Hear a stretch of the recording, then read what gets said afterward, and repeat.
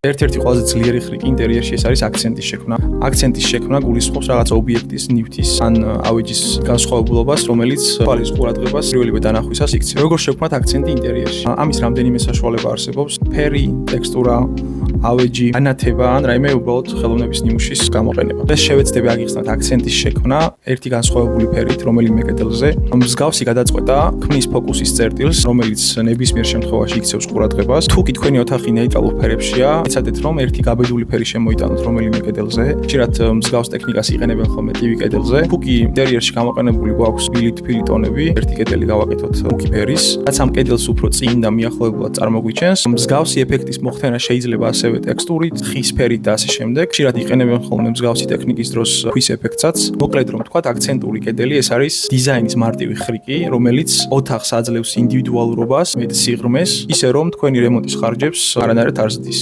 არ დაგავიწყდეთ ჩემი არხის გამოწერა, აუცილებლად დამიწერეთ კითხვები ინტერიერთან, რემონტთან და მსგავს თემებთან დაკავშირებით დროებით.